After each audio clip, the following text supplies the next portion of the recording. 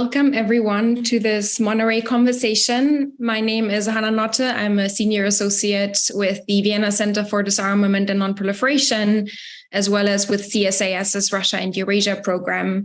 And I'm delighted that we will have two distinguished journalists joining us today, Valerie Hopkins and Andrew Roth, whom I'll introduce in just a moment. The arrest of Evan Gershkovich, who's a reporter with the Wall Street Journal in March, has shown a harsh light on the challenges of international reporting in and on Russia. Evan remains in pretrial detention on what are ludicrous charges of espionage in the first such incident since Nicholas Danilov was arrested in the late Soviet Union in 1986. And it's against this sobering backdrop that we want to discuss a lot of questions today.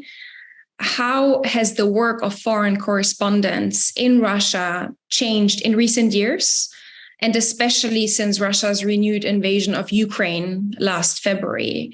What does the task of reporting on Russia look like today, when it's become very difficult, if not impossible, for Western journalists to actually be on the ground? How do they gain access to information, to sources?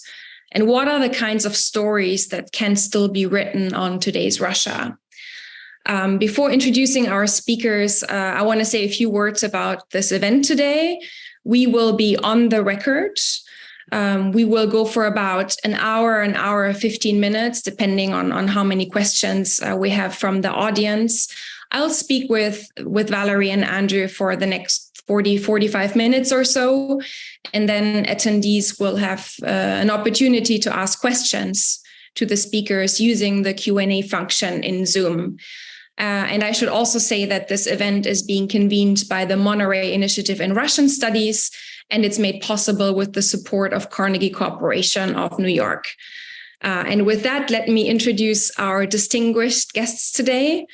Valerie Hopkins is the Moscow correspondent for the New York Times, covering the war in Ukraine, as well as Russia and the countries of the former Soviet Union. She began her journalistic career in Bosnia and Herzegovina, reporting on war crime trials. She covered the Balkans and Eastern Europe for about a decade, most recently for the Financial Times, before moving to Moscow to join the New York Times. And she's the 2022 recipient of Newswomen's Club of New York's Mary Colwin Award for Foreign Correspondence, as well as the fellowships at Auschwitz for the Study of Professional Ethics Distinguished Fellow Award. Andrew Roth is the Moscow correspondent for The Guardian. He previously worked in Russia for the Washington Post and also for the New York Times. He reported on Russia's mass protests movements in 2011, 2012. He covered the 2014-2015 conflict between Ukraine and Russian proxy forces from both sides of the front lines, as well as the diplomatic fallout of the Trump election in Russia. He's also reported from the Arctic, from the North Caucasus, from Dagestan and Chechnya, from North Korea, and many places in between. And he's a graduate of Stanford University, I think 2009 class, in mathematics and Slavic languages and literature. And he holds an MA in Russian, East European, and Eurasian studies as well. And before we start, I should note that Valerie and Andrew are among the few Western correspondents who reported from inside Russia, from the ground, until really very recently. So we are so thrilled to have you both with us today. And Valerie, perhaps I'll start with you. First of all, I wanted to say congratulations for just being honored with the First Decades Award at the Columbia Journalism School. I saw that popping up on my Twitter feed a few days ago. Can you talk to us a little bit about when you left Moscow and how the work from there has been for you over the past year? Well, thank you very much. And thank you for convening this and for having me. I guess I'll just go back a bit before that and say that I went back to Moscow. I was covering the war in Ukraine for the first half of last year, and I went back to Moscow only in August, following in the footsteps actually of Andrew and Evan and others who sort of blazed the trail in returning after the war came out and after the very strict Russian censorship bills were passed. And I was working sort of for a month at a time, and I found it very interesting that each month sort of felt like a different phase in the evolution of how Russia is changing. I hope Andrew. I wonder what Andrew would say, and whether he would agree with that. But I do think it was becoming increasingly more difficult, with each passing month to do the job and to feel as if we could continue to talk to people without putting them in danger as well. There were increasing incidents like two people who spoke to Deutsche Welle who were accused of discrediting the Russian army, even though they didn't use their names. They were just tracked down using facial recognition. There were incidents of people, being denounced on public transportation when someone saw something that they deemed inappropriate on their phone.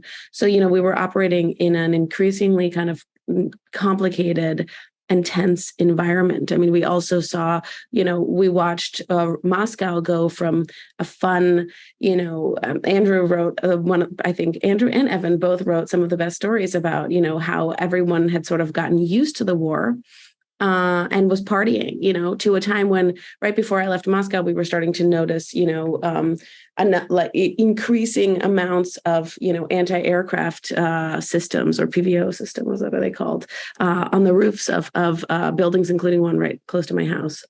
So you could feel very strongly sort of the atmosphere changing and the tension increasing and the war becoming increasingly more present in ordinary people's lives. Thanks for that, Valerie. And Andrew, I'm sort of wondering what your take is on the last year. I mean, I think you returned to Moscow in July, if I'm correct, having covered the beginning of the war also from Moscow. And then you reported, among other issues, from Belgorod, from the border city. You spoke to disgruntled soldiers in Moscow. You corresponded with political prisoners in jail. Can you talk a little bit about the kind of reporting that you have done over the past year and perhaps some particularly striking experiences for you? Yeah, I can. I mean, I think that Valerie gave a really great kind of introduction and sort of pretty aptly described how we had this real sense over the last year of Russia moving from what I would call an authoritarianism, to something closer to totalitarianism, to much tighter control, not just on what people did and what they thought, but to the point where the fear was where people were very strongly self-censoring, very afraid of discussing the war at all, and in many senses trying to and succeeding in many cases at pretending that the war didn't exist at all. It's a very schizophrenic, I think, experience from the beginning of 2022 up through now, this moment when both Valerie and I are outside of Russia, and we see every day that the number of cases for treason and for various other kind of everything from thought crimes to actual kind of treason are just rising exponentially. And we really don't quite know where this train is going, but it seems like it's just going to get darker as we go further along. So I had been based in Russia since 2011, essentially. So for a very long time, and have been very closely tied to the country for a very long time, and was in the country basically right up past the beginning of the war. The war begins on February 24th with this part of the war, the full-scale invasion into Ukraine. And Russia goes from this, I would say, a complete kind of shock experience, because there were a lot of people in the country who didn't believe or tried not to believe that the war was going to happen. And very quickly, this repressive apparatus, new laws banning, describing the war as a war, banning, criticizing the Russian armed forces, et cetera, started to take place. And so I think within about 2 or 3 weeks, Western journalists were starting to leave the country because we could see that people were already getting threatened or actually receiving summons for using the word war, especially Russian organizations. And so there was a mass exodus of Western reporters from the country. And so I left somewhere in mid-March because we just didn't know how to assess the risk at that point. I would say that there were a lot of people who did stay, but you could see them kind of carefully treading and trying to figure out what they could say and what they actually could do in this new existence, to what degree they could really press it. And so we saw some UK TV stay, the BBC, for instance, and we also see European, I guess, continental kind of newspapers staying as well, but some of them deciding not to use the word war, at all, basically up until the present. So, everybody was recalibrating to figure out to what degree you can really exist in this new place. And when Valerie and I came back, because it was pretty much at the same time, once we'd seen that people had continued working, I think one thing was that, first of all, we were coming from the US and UK publications, but we also came back with an understanding that we weren't really going to change the way we reported.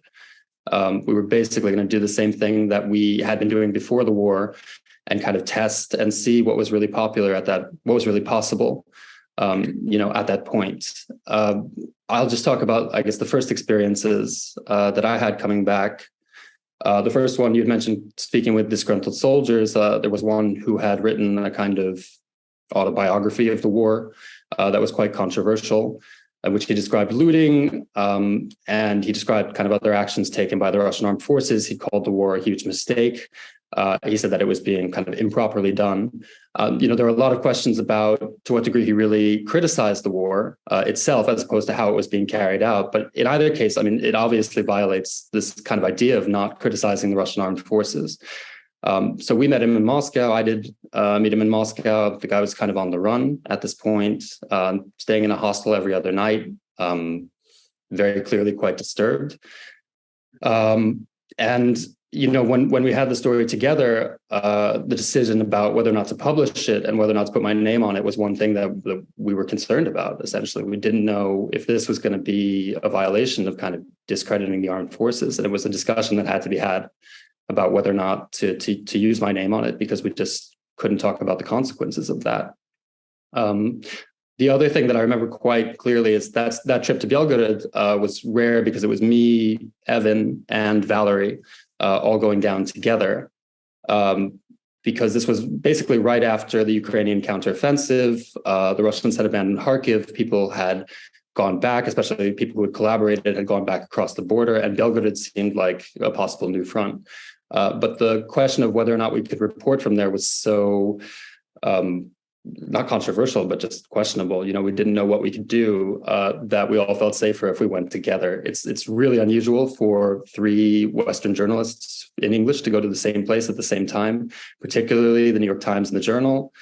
But we had to make it work, because in that case, we were just very concerned about safety and about what we could do on the ground. I'm happy to talk more about that, but I've already talked quite a bit. So I'll just say that, this kind of sense of kind of going into just ground that you didn't know what was going to happen, very few reporters on the ground, and you felt like just the trip anywhere was really newsworthy at this point in the country. That's great, Andrew. Valerie, if you want to add something to that episode, I'll let you in a second. But I also wanted to ask you, since I've looked at some of your recent excellent reporting, you've written quite a bit about, first of all, Maria Lvova-Bielova, who is the Russian commissioner for children's rights and who's been charged by the ICC over allegations of war crimes alongside Vladimir Putin.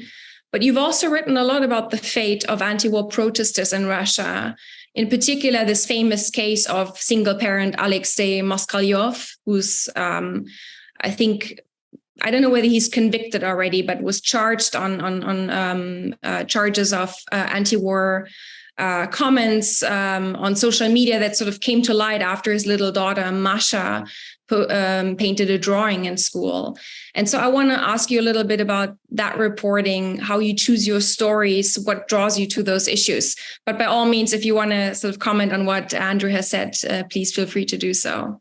Well, thank you. Well, I have to say that Andrew actually was the first one of all of us to report about Alexei Moskalyov. And I, in fact, messaged him and asked him for the lawyer's contact. So very grateful. We really have a very special collegiality now in this very small Moscow press corps. And especially, I think, for a lot of us, most of our Russian friends were gone, and we really relied on each other for a lot of moral support, and also, as we were trying to navigate, I think, exactly what Andrew was saying of trying to navigate rules which haven't really been written yet. or are constantly being rewritten, and red lines that we don't know exactly where they are. If there are, obviously they're clearly, but they feel like the red lines are increasingly just coming towards you. So what can I say? I mean, I was really interested, and I felt it was really important to write about people who were dissenting, who are dissenting, because the costs are really high. I mean, when I come home, I'm in DC now visiting my family, and when I come here and see my friends who are not, obsessively following what's going on in Russia and Ukraine, like normally what they want to know is like, is there any sign of protest? And there is, but it's obviously it's despite the fact that it's so difficult, and that the penalties are so high, right? So and also constantly changing for things that people never expect or don't know. So the case of Alexei Moskalyov, who's now in jail, and was facing custody charges for because his child drew an anti-war drawing, and then the authorities went and checked out his social media and realized that there was something they could get him for. Or the case of a 19-year-old student called Alessia Krivtsova, who had protested in May, realized she could no longer protest, and wrote a comment on her private closed Instagram, and was accused of not only discrediting the Russian armed forces, but supporting terrorism. And then there are cases like, I think it was actually Evan who found the brilliant story of the first person to be charged with discrediting the Russian armed forces, who was actually a police officer talking to a friend of his, but because his phone was tapped, the prosecutors argued that this was actually a public communication. So I think it's really important to focus on these stories, because first of all, they show us that not everyone supports the war. They show us that the government is, while it may seem very powerful, the government is actually incredibly scared. And it also shows us, the extent to which Russia has changed, because, before the war started, people couldn't protest, but they still could express their opinions freely. And that's really changed now. I think there are, 20,000 people have been in jail for protesting.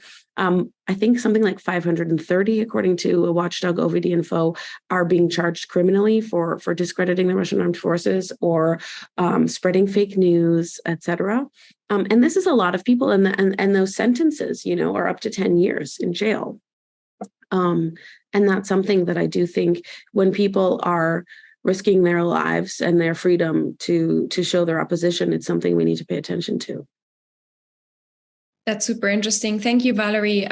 Andrew, you have also shown a light on the other side of the medal in your reporting on those who support the war. I think there was this story that you did on the Makiivka strike on New Year's Eve, that strike on Makiivka, which is a city in eastern Ukraine under Russian occupation. And you wrote about the reactions among families of dead Russian soldiers.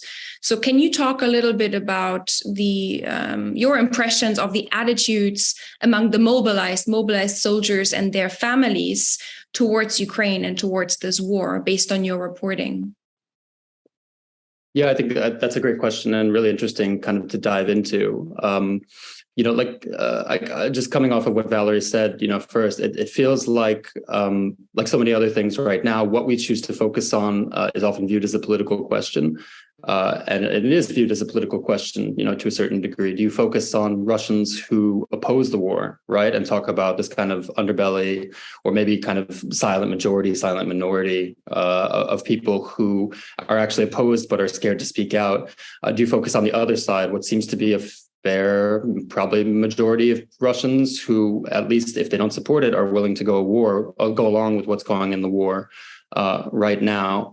And balancing that kind of reporting is really quite difficult. Before I went back, I had a friend who told me, she's quite critical of me going back to Russia to report at the time. And she said, I don't think that we should have stories about Russian people or about Russians kind of on the pages of the newspaper right now. I think the focus should be on Ukraine.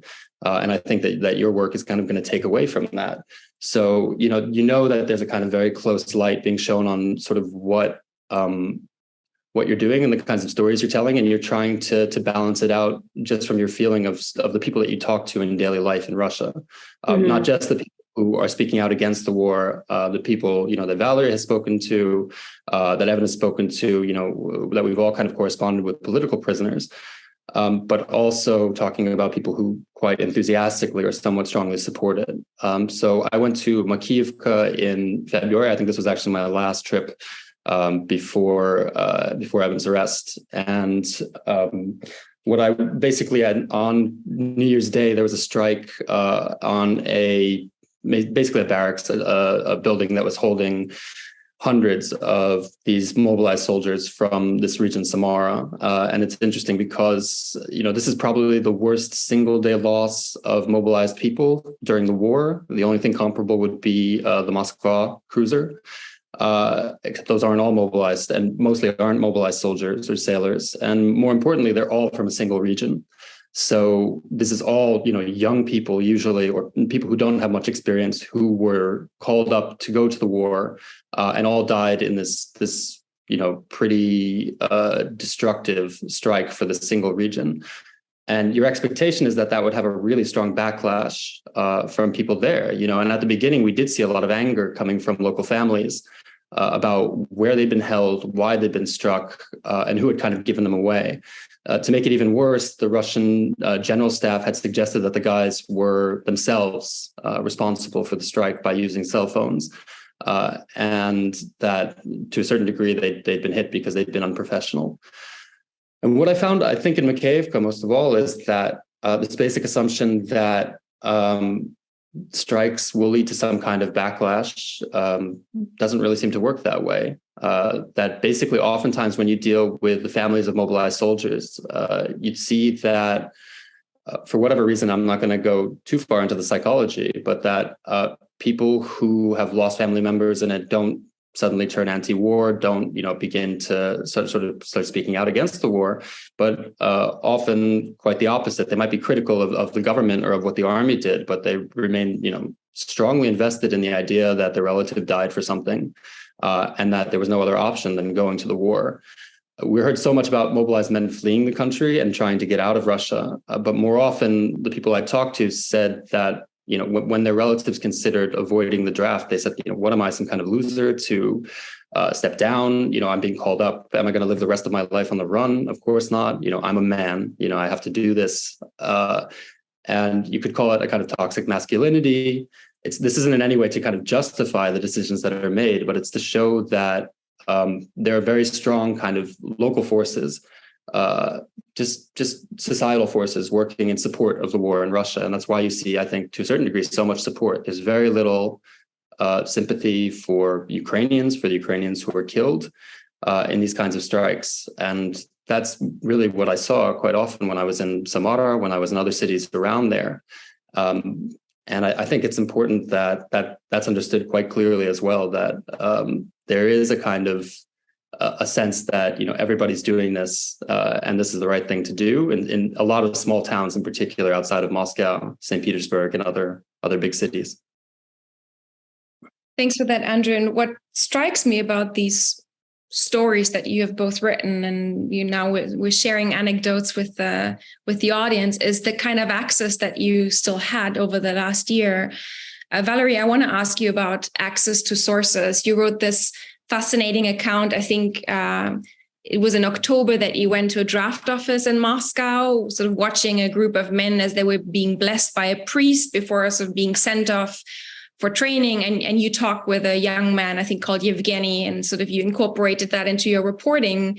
And that just struck me because I thought that's amazing that, you had that exchange and that kind of access.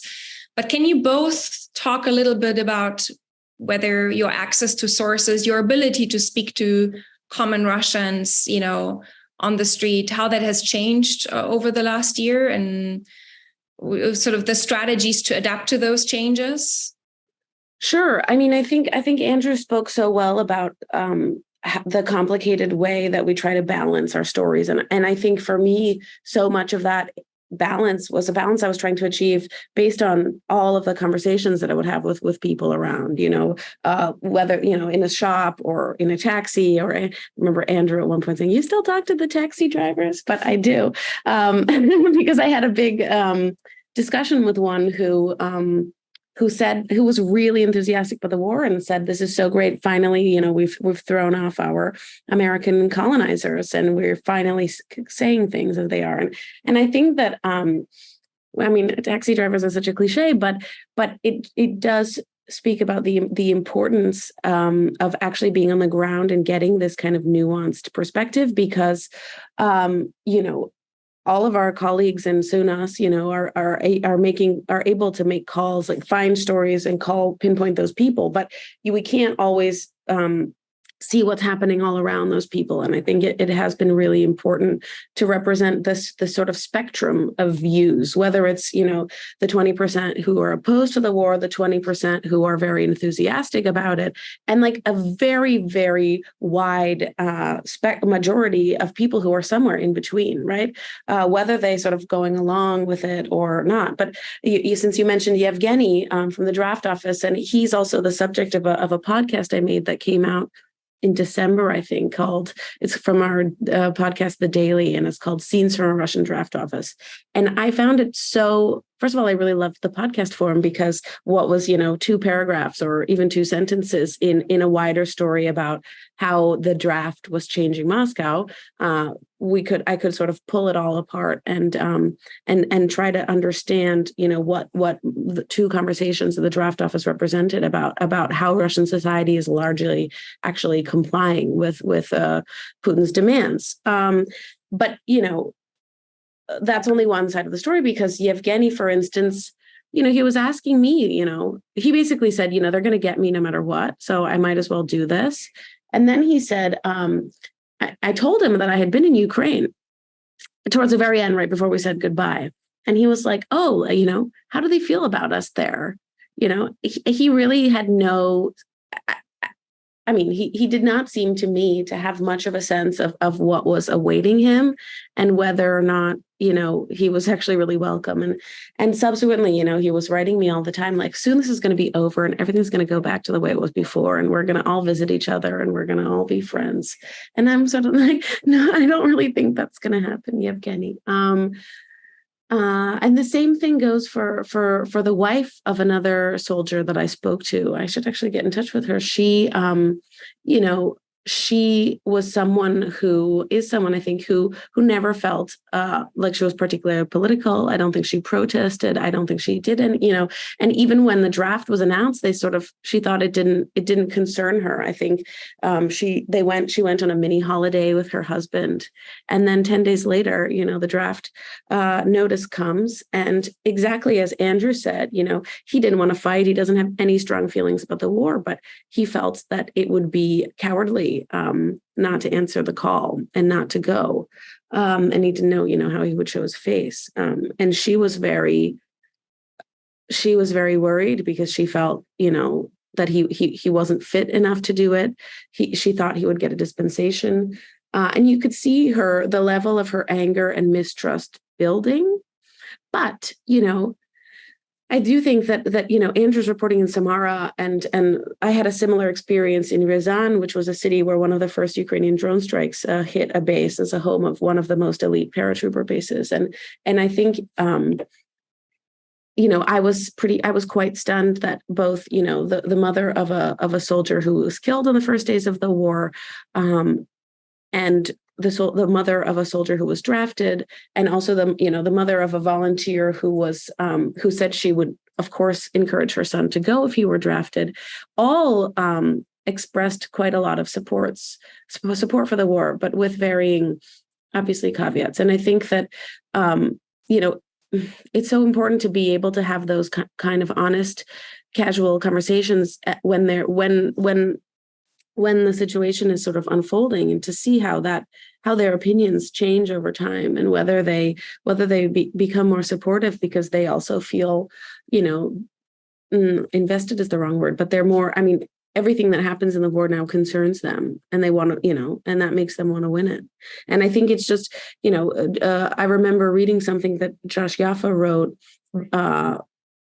earlier last year, in which you see Joe Biden saying, we don't worry about sending weapons to Ukraine, because as soon as the body bags start coming back, the Russian people will react. And I think it's been very important to be able to push back against that notion with our reporting. Thank you, Valerie. Andrew, I'm not sure you wanted to sort of add something on how access to sources, ability to speak to people has changed over the last year. Yeah, I mean, I guess I have a couple of points. I think Valerie, once again, kind of gave a really good rundown of kind of the importance of being there, and why, why going back kind of lends certain advantages. Being able to look people in the eye and talk to people is considered the kind of first the main desire of like journalists. Obviously you don't want to be talking to people other ways. It's best when you can look people in the face.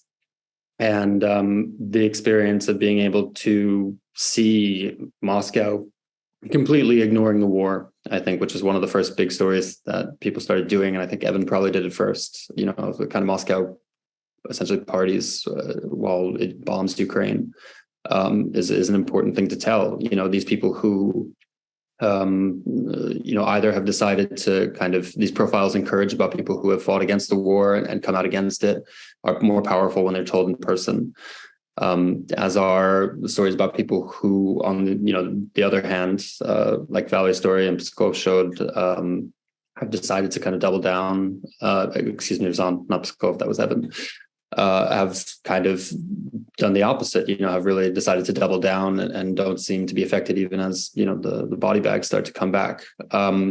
A lot of the reporting that we've done over the year, it's worth noting, has been strongly aided by social networks, including Vkontakte, first of all. This is something that, obviously Russian reporters pioneered, but I think has been used a lot more by Western reporters in the last year or two.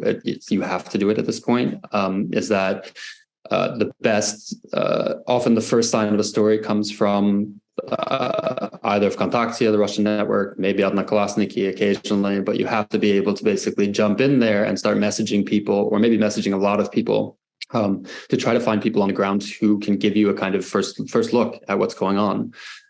That was a very good way to find people who were related to sailors on the Moskva cruiser. The same thing, on my way to Samara, I was messaging hundreds of people trying to get in touch with anybody who would basically sit down and talk to us.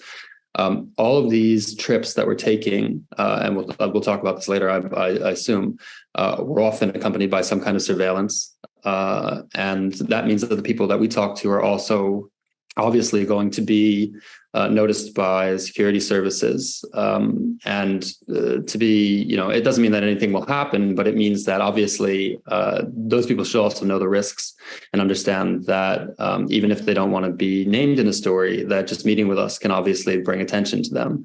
And under those conditions, it does mean that remote reporting takes on a much more important role in terms of covering Russia.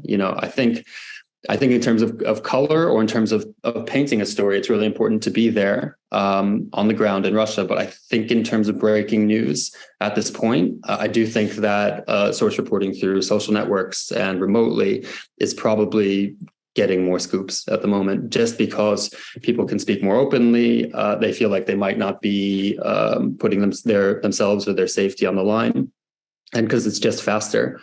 By the time you get to a place, the story might not be there anymore, or it might have already been reported. So I think the war in particular has shifted that, especially because so many talented people, including, Russian reporters from the leading kind of independent Russian networks, have had to leave the country. So they've all gone online, and we've had to as well. Let me ask you a follow-up question, Andrew, since you mentioned Russian reporters. Can you compare a little bit, and Valerie, come in here as well, if you wish, how the challenges that your Russian colleagues confront differ from or mirror the challenges that US, Western or international reporters face? And also, if you can talk a little bit about your relationship with Russian colleagues these days, Do you collaborate? Are you able to share sources, or has that kind of relationship become more problematic? Well, I think I think the main difference for US and UK, or myself as a US UK kind of reporter, it would be that I guess we're starting to also see the dangers that they've been facing for years. When I was back, one of the things that I reported on that wasn't maybe front page news was Ivan Safronov, who was a Russian reporter for Kommersant, being imprisoned and being convicted. And he was put in jail for 22 years. Russian colleagues had been dealing with the fallout from this case for quite a long time, and his partner had been very vocal about what was going on and talking about the dangers of it. And it was only, I guess, more recently when we've seen a Western colleague, a U.S. reporter, jailed, that I think that we basically have to take in mind the exact same risks that all of our Russian colleagues have been facing. So you could say we've been lucky, or maybe blissfully ignorant to a certain degree, because we just haven't had to work under the kind of pressure that our Russian colleagues have. I mean, they've really had it much harder. They remain to be, obviously they're native and they're faster than we are on most stories, but they've also been incredibly brave and continued working under these conditions. So I think that's the biggest, situation. Obviously, they've been making the decision about whether or not to leave Russia for years at this point. And it's only a decision that I think we've had to make more recently since the war started, and then again since the dangers have become much realer and proven with Evan's arrest. When it comes to sharing sources, I would say that as everybody starts doing the same thing, and there are really strong young reporters, more Russian reporters, I think, working with Western news sources as well. I think we're competing more to a certain degree. It feels like 10 years ago, the New York Times would be fine if BBC Russian or somebody else beat them to a story, or The Guardian. I'm not calling anyone out, but I think now it feels like everybody is racing for the same stories more to a certain degree.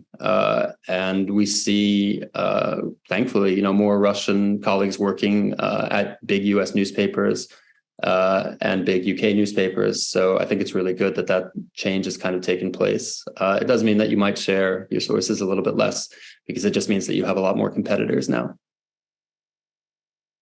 Valerie, did you want to come in here? Well, it's always very hard because Andrew said everything so well, and I agree with everything that he said. I think he's right about Russian colleagues. I mean, it's really, I have been absolutely blown away by the work that Russian journalists have been able to do abroad. And that's not only in a situation where they are simply abroad, but they're also, it's their country. There's like an existential stress and fear and in many cases shame that accompanies all of that work, and that is in the background. And they're still, BBC Russia, for instance, and Meduza are doing an incredible job. But I think, and at heightened risk, and I think it's a testament to that the Russian government is so scared of them. They've made Meduza, for instance, undesirable organization, which means that it's even a crime, I think, just to share a link to one of their articles. So it's becoming harder. I think it will become harder and harder. Obviously people are still reading it in Russia, but I think it will become harder and harder as time passes to make sure that all of that journalism is reaching the desired audiences. Thanks, Valerie. And I wanted to ask you another question, actually zooming out a little bit, because I think it's so fascinating that you covered the Balkans for a long time as well. So you've reported on the war in Ukraine, and then you've reported on the Balkans for a long period as well. And I wanted to ask you whether, when you are covering war, whether it's really that each context is totally different, or to bring in Tolstoy, each unhappy family in these kinds of contexts is unhappy in its own way, or whether there are certain constants when you're reporting on war zones, how you reflect on that. Well, I was really very, very nervous when I was coming to Moscow in August 2021, precisely because there are people like Andrew who have been covering Russia for a decade. And I mean, my own bureau is full of, either native Russian speakers or people who've lived there for 20 years and really know the story. And I was really like, oh my God, my Balkan background is interesting and I really enjoyed it, but I wasn't sure how well it set me up to do this job. And after the war started, I started to realize just how relevant it was, just because, to watch what's happening to societies which shares such a long, common history. I mean, obviously there are multiple versions of that, but grew up watching the same films, listening to the same music. In some cases, there was still a generation alive that fought side by side, in World War II. And to watch the separation of those societies has been, which already had started before the war, obviously, but to see just how that has affected people in Ukraine and Russia and the whole former Soviet Union has reminded me quite a lot of the Balkans and did inform me a little bit in some of the reporting I did at the beginning, right? So, in early March, as Ukrainians were evacuating from places like Kharkiv and elsewhere, I would talk to them and they told me how their families in Russia didn't believe them. Even I spoke to one woman in Mariupol who spoke to a brother who actually lives in Samara. And he told her, like, you're just obviously not informed enough. Watch the news. And she said, there's not a roof over your mother's head. And he said, like, well, the Russian army is not targeting any civilians, So I think that has made it relevant, but otherwise, of course, there are very different contexts. I didn't cover the wars in the Balkans. I just covered, I moved to Bosnia. I went to Bosnia for the first time in 2008, excuse me.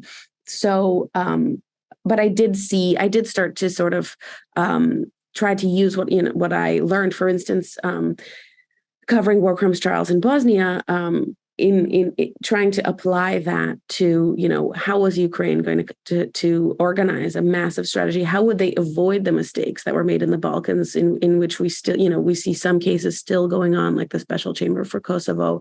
We saw 10 years ago the fact, that they decided to try war criminals based on what one was it, 2004 or 2003 law, rather than the law that had existed at the time. And so a lot of people convicted for genocide in the end walked free. So, I was trying to foresee, what are the complications and where might Ukraine be, down the line, 10, 15, 20 years. So that did inform me. But obviously I do think the contexts are fairly different. Thanks, Valerie. Super interesting. I'm very happy to see that we have some questions coming in, and I want to encourage others to type their questions. And so I do want to come for both of you, Andrew and Valerie, to what I realize is a very vexing issue, which is the arrest of Evan and what it means for you and your work and how you think about sort of covering Russia going forward. What changed for you? For how you think about the work. And we have one question here in the chat that sort of asks whether you can imagine yourself returning and what kinds of conditions maybe would need to be in place for you to do that. So to the extent that you can talk about it, I think everyone will be really interested in your take on that. I don't know who wants to go first. Andrew. No, that's fine. So I guess, I've been saying basically that I've connected my work, my life in general, with Russia quite closely since 2011. So I've lived there for 12 years now. That's a long time. And, I guess when Evan was arrested, I was on vacation at the time. I was away. I was out of Russia for the first time in several months, and I haven't been back since. I was basically with a suitcase of vacation clothes, and that's about it. In my view, it changes the risk calculations about working in Russia tremendously. We, in many cases, and then some organizations put out statements, they pulled reporters out in February 2022 based on a perceived threat that Western reporters could be targeted, under these new laws about insulting or deriding the Russian armed forces. This is now a very proven threat, with quite serious consequences.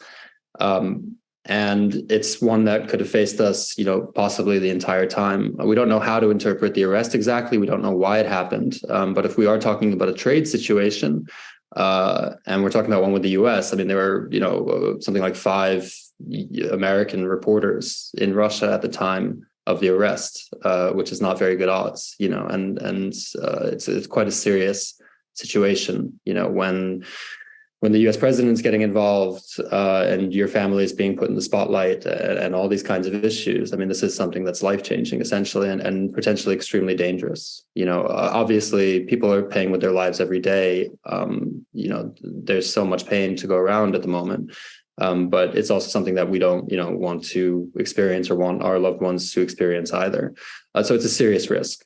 And, it's one that I can say that, we don't have a final decision about what to do going forward. The Guardian hasn't said anything similar to things that have been said earlier on that we're pulling out, or that, we're not doing this further.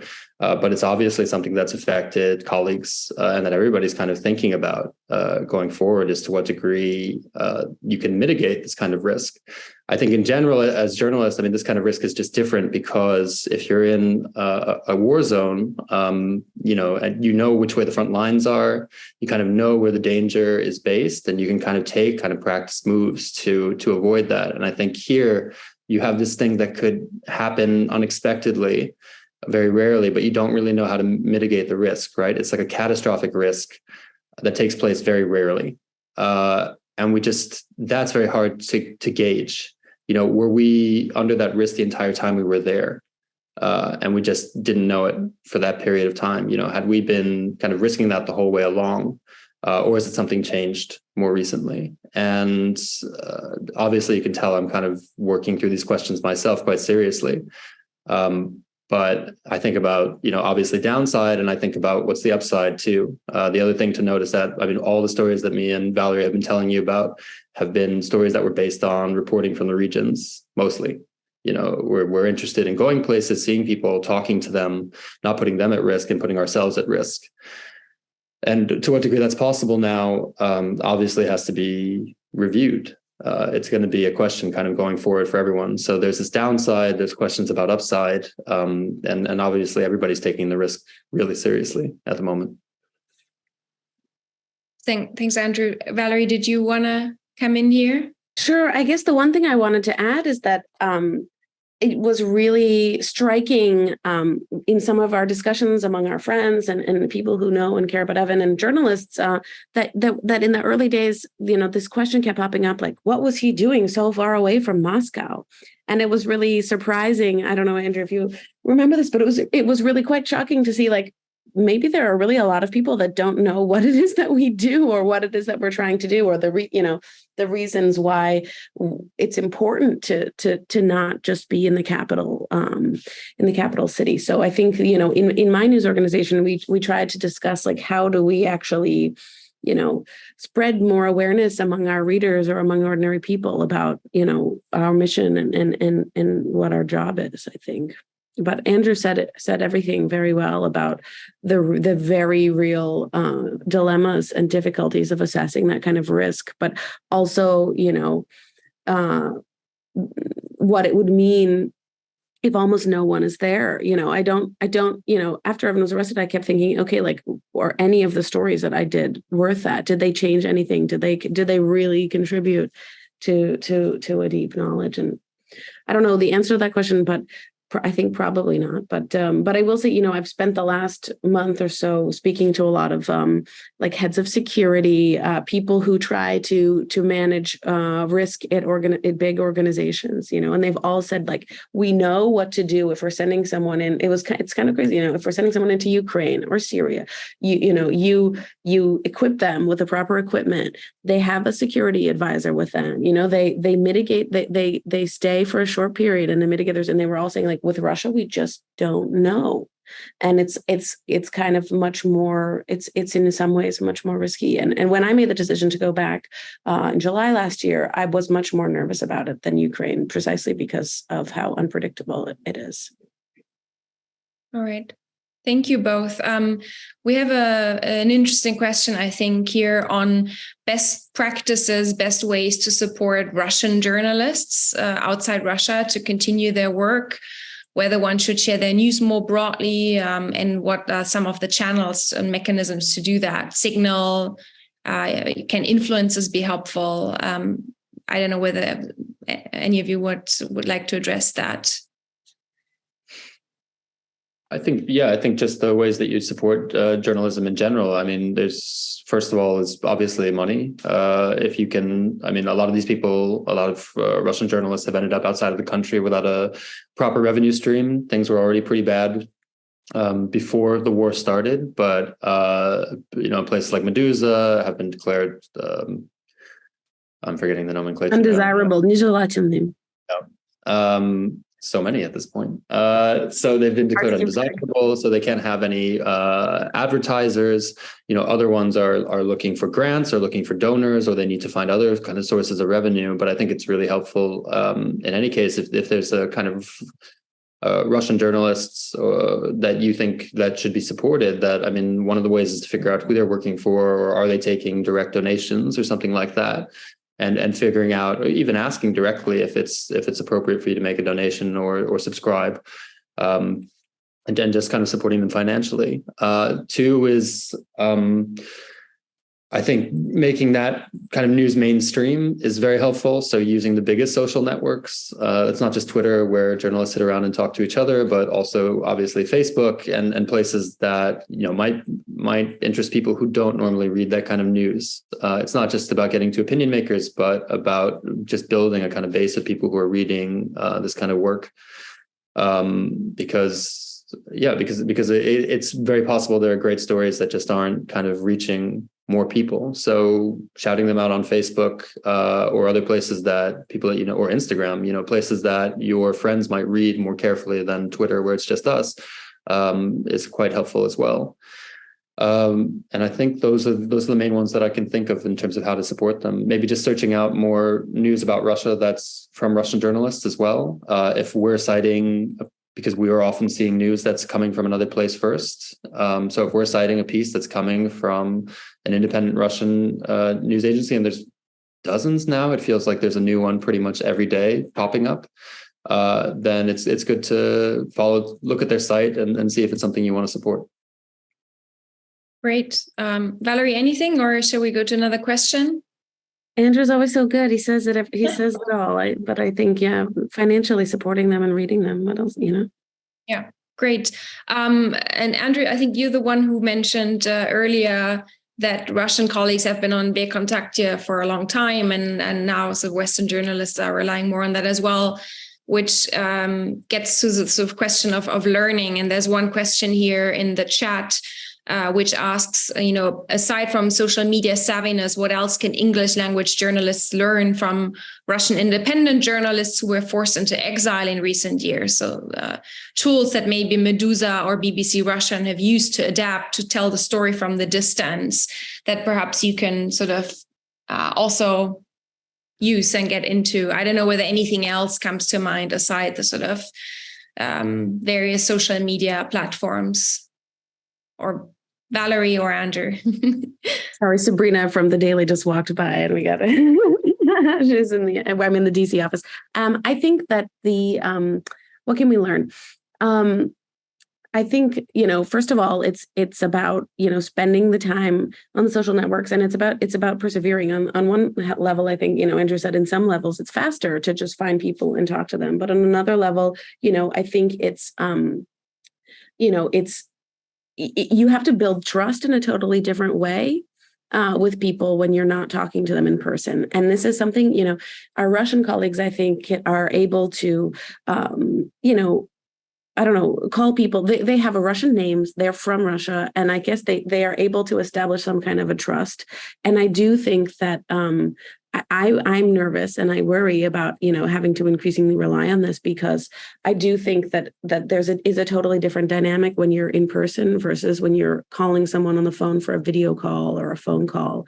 First of all, on the one hand, it seems like it can be safer because people aren't following you, but on the other hand, people can be listening. So it's also a question of what kind of information you can get over the phone. What are people willing to say?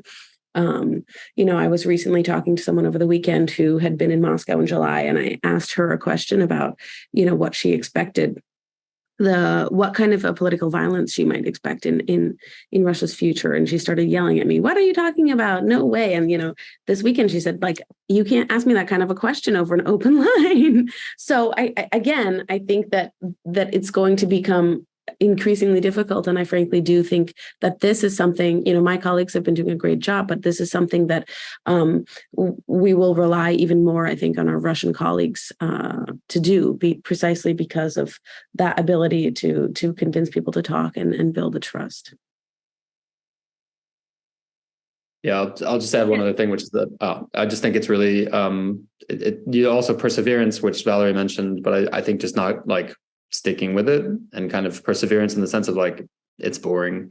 It's like reporting during COVID for a long time, and it's really hard to do and stay enthusiastic about. And I have Western colleagues and Russian colleagues both talking to me about this and just saying that I feel disconnected. I feel like I can't see it. I don't think it always comes across in the work, but I think it comes across in whether or not you like the work and whether or not you're actually engaged in it.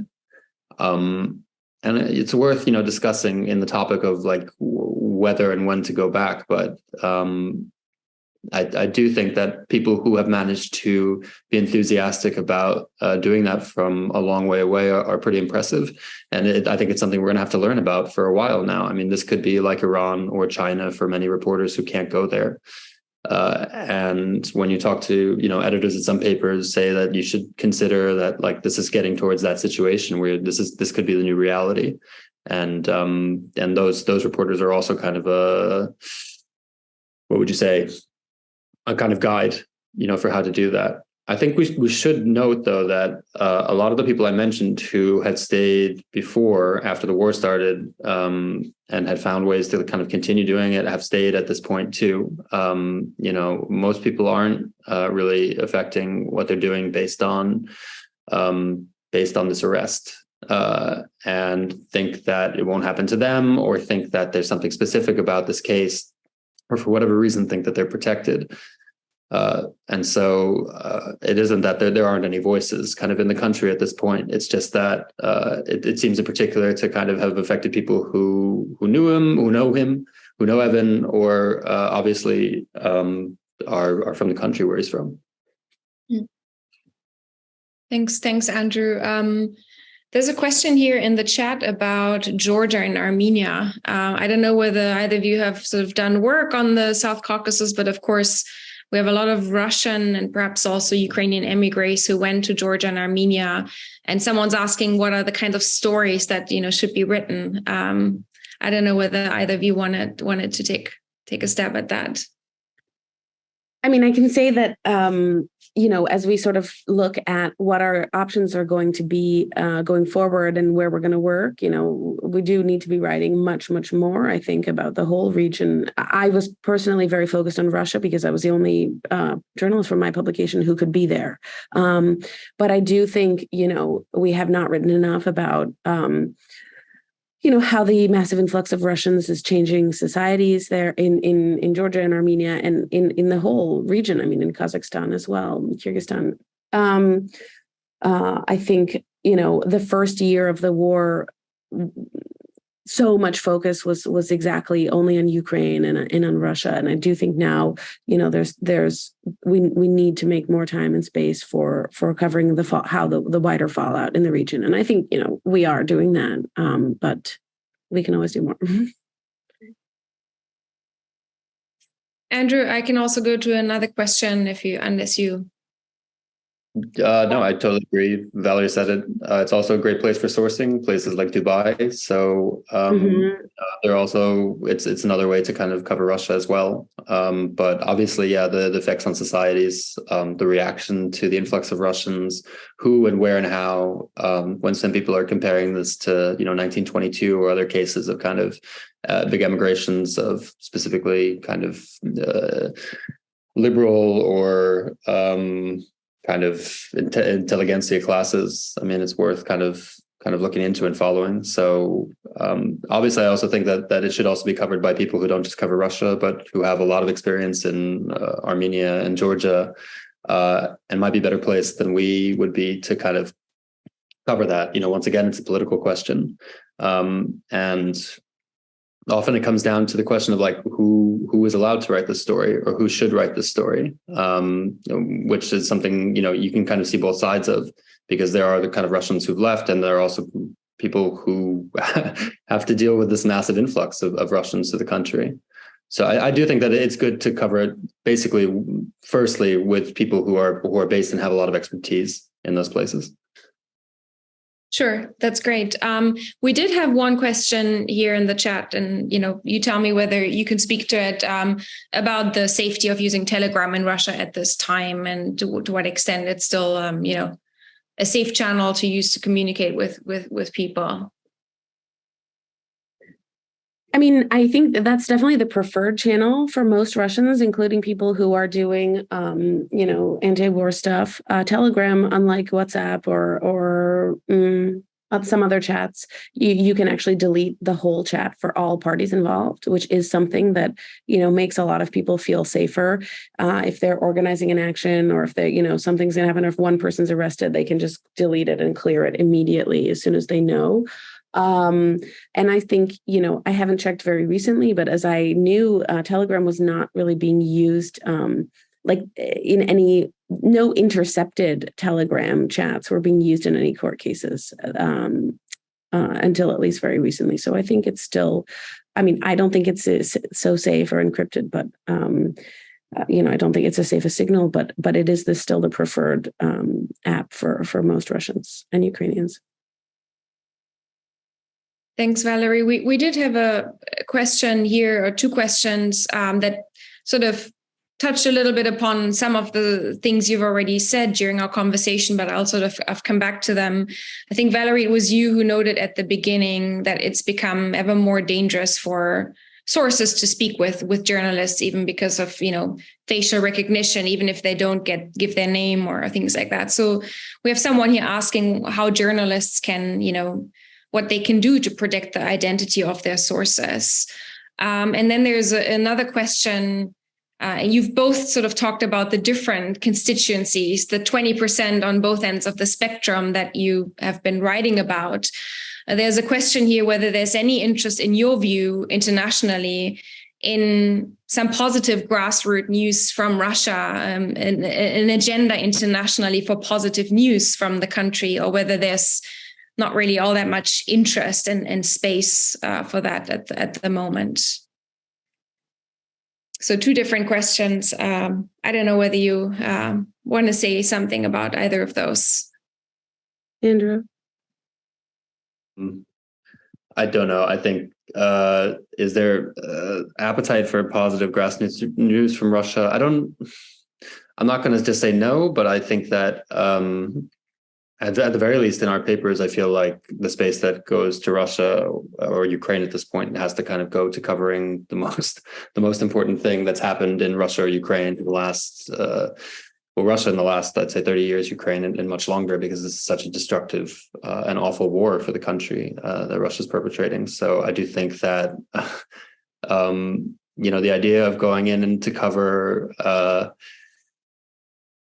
I don't know. I'm not even going to kind of hypothesize on what kind of grassroots positive story is at the moment. It's quite difficult. Obviously, if we were covering Russia in the whole paper and that was the only kind of thing that we focused upon, etc.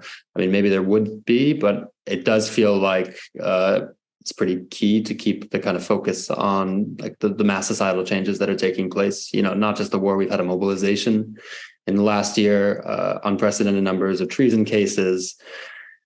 We don't even know how many dead at this point. So I find it difficult to imagine that there's really a lot of appetite for that at the moment. I can't remember the other question, but I'll let Val maybe jump in here.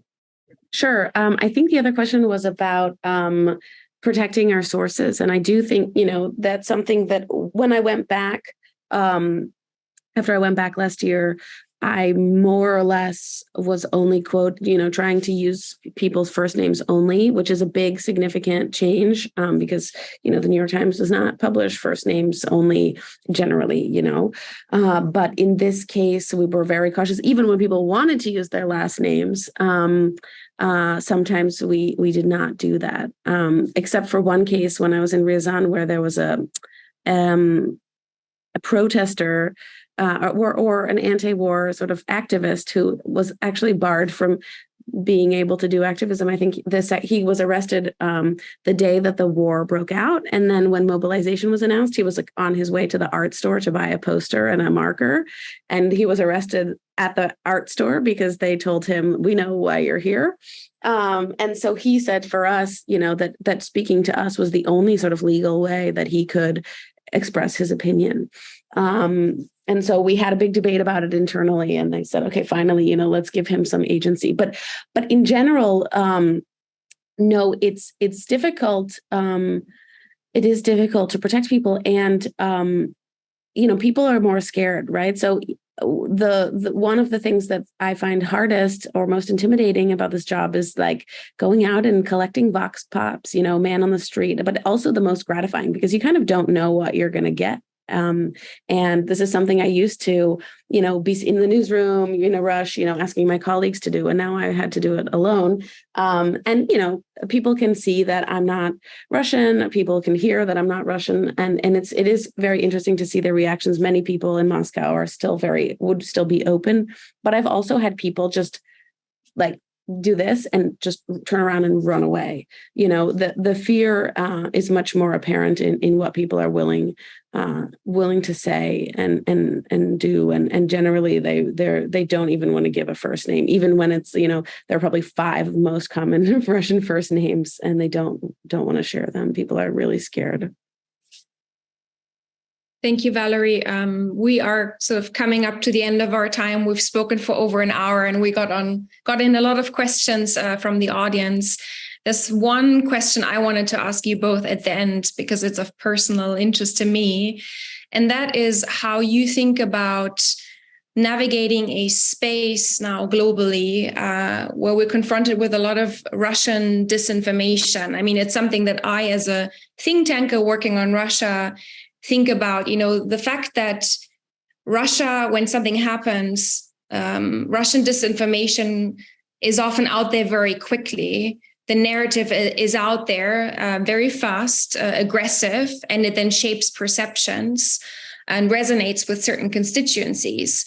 And so how do you counter that in a way that you still, perform your job to the highest ethical standards, which means you need to vet, you need to corroborate, you cannot be out there necessarily in an instant, but still also, remain competitive in that space where maybe Russia already gets a narrative in first. I don't know how you think about that problem in your work. Yes, I mean, because we deal with a lot of, you could say Russian disinformation news channels, etc., kind of on a daily basis. And I mean, I guess I never think of them specifically as my competitor. It's kind of the first place that I go to. I think of the people who are going to read The Guardian or, read me online. And I still think that I'm kind of most responsible to kind of people that need proper news from Russia at this point, and need to just kind of see what I'm seeing to the degree that I can tell them about my experience or who I'm talking to, or anything else like that. I mean, my larger feeling about it is that I honestly don't think I know many people I don't know anybody who's changed their view on the war since it started, based on what they've read. And maybe it's because I know people who already had a very strong opinion, and maybe it's a mischaracterization, but I feel like people that I had doubts about before often proved me right once the war started, and people on the other side, I could often predict very clearly who was going to be kind of opposed to the war and who was going to be for it. And I had always gotten the sense that, I mean, to a certain degree, the news they were reading was more like a product that they consumed to fulfill their views, right? As kind of confirmation bias that they had wanted, that they had needed to feed. And I always wonder to what degree I can really break the hold that people have on that. I can write all of these stories, but I feel like there needs to be a more crucial breakthrough in order for that to really affect it. I don't know if getting news from the other side is really going to change perceptions or change the desire to consume this disinformation. It's a political choice, I think, in many cases, and I don't know if I can always affect it. So I resign myself to that and just keep trying to do the news, I guess. I agree. I mean, I think the best thing that we as journalists for these outlets can do is just keep doing good reporting.